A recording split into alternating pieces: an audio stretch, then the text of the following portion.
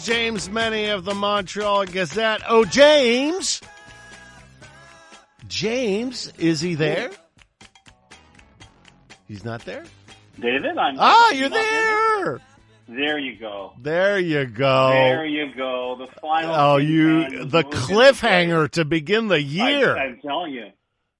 Well, listen, let me start by wishing you a hail and hearty, Gregorian Happy New Year. Thank you so much. To you and those who celebrate, because it's going to be an interesting time. Well, all the best to you, and continued success in your political punditry. Well, listen, given the amount of how can I put it, effort that all parties concerned have been doing to turn this into what the military would refer to as a target-rich environment, and, there's not that much heavy lifting going on. I think you'll admit there, David. When it comes to politics, you don't have to scrape too hard. A lot of low-hanging fruit. A lot of low-hanging fruit. But here's the thing. I don't think, and I touched on this when we spoke on Friday, but I got to tell you, it came into even sharper relief today. I've never gone into a year like this where there has been, you've first of all seen these ridiculous 180-degree changes from what we thought the political status quo would be for the foreseeable future.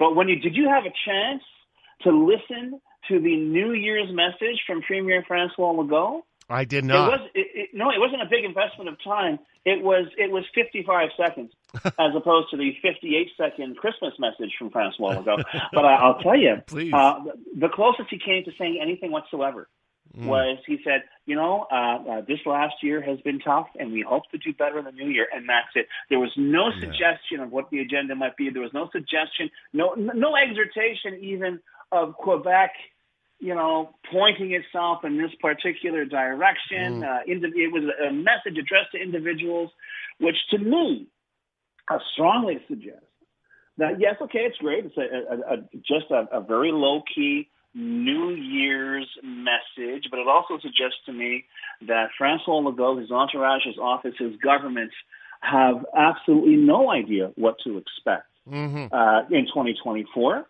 He doesn't want to, take a step that may prove to be the wrong one.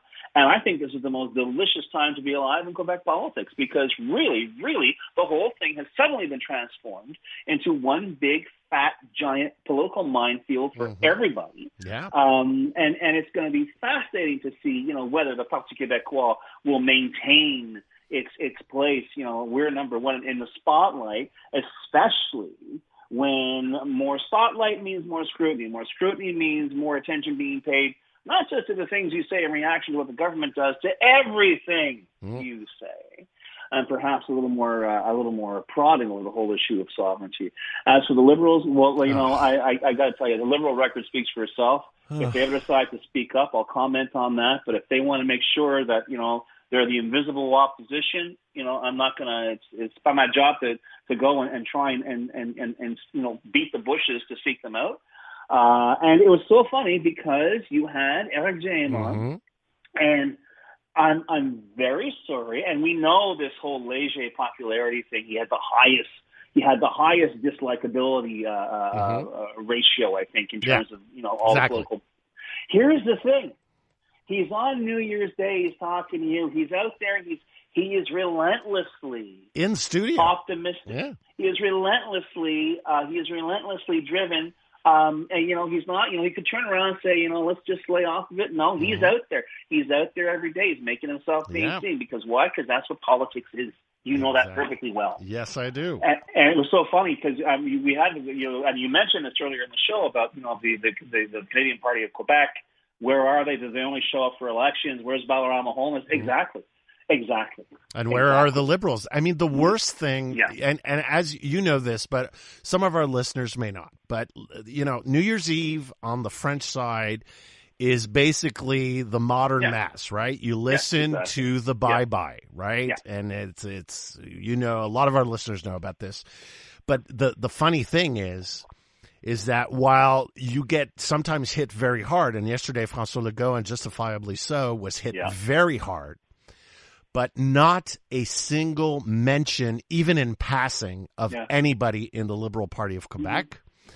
And same thing on Saturday morning, the year-end issue of the Journal de Montréal had a big cartoon of all the political leaders, municipal, provincial, federal.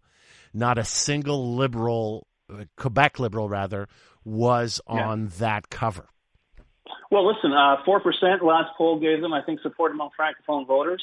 They're the West Island, the Liberal Party of the West Island. I mean, sorry, but that's the reality. But even in the West Island, people are still wondering what the hell they're doing. I know, David. But you know what I'm saying though, in terms of presence.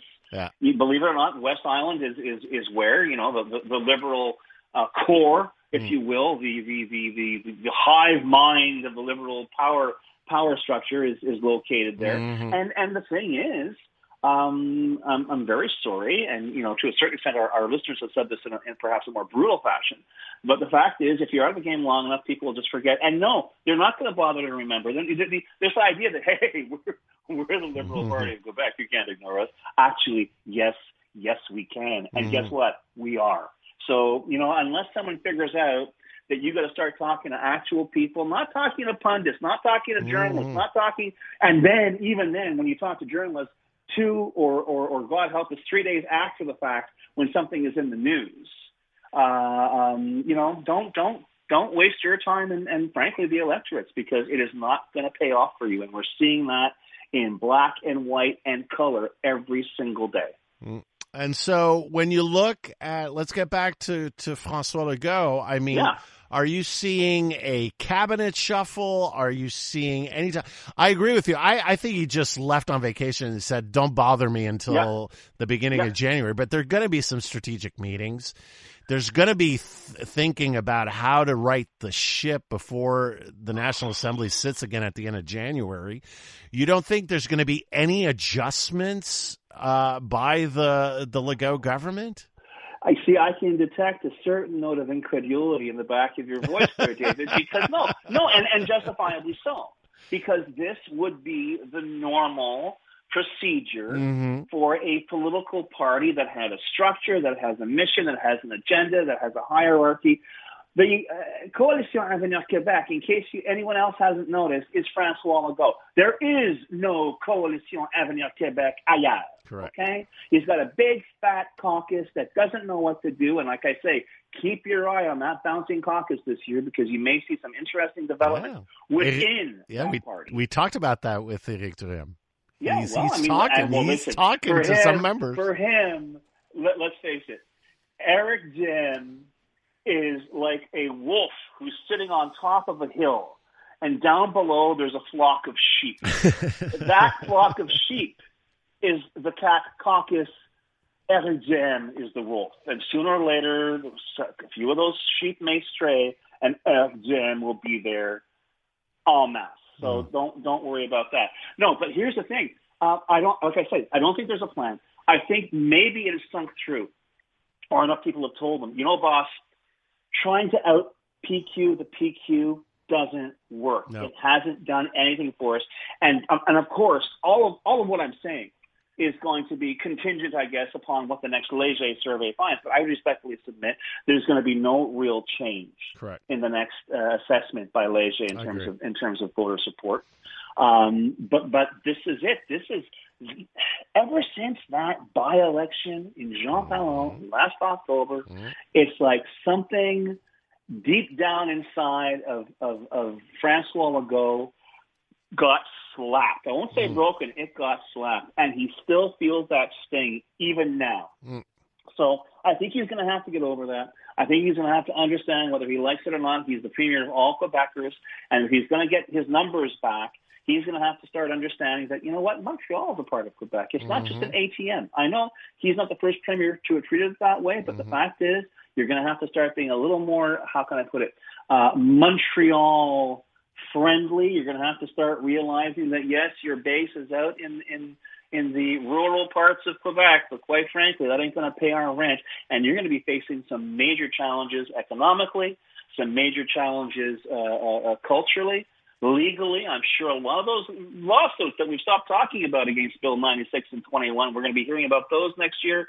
I think there's a lot that's going to happen that's going to have to either redefine François Legault's vision of the Coalition Avenir Québec, or perhaps redefine, once again, Quebecers' perspective of politics. And I think the latter is going to happen. I think much in the same way as we broke away from the federal separatist, Groundhog Day nightmare that dominated Quebec politics for 50 years, I think this year we're going to see a breakaway from this idea that, well, the CAQ's better than anything else because all the other guys stink. I think maybe, David, I'm not sure, but I have a sneaking suspicion, and maybe it's just optimism, that leader we keep asking when this person is going to step up, somebody's going to step up. They're going to surprise us. They're going to surprise Quebec. They're going to surprise the political establishment. And we, by this time next year, David, God willing, you and I will be talking about a completely different makeup of Quebec politics compared with the beginning of 2024. Let's hope. At least we're ending this first conversation of 2024 on a high note. There's hope. Thank you so much, James. There is always hope. Thank you very much, sir. Let's continue this tomorrow. À demain, cher ami. James Mennie of the Montreal Gazette.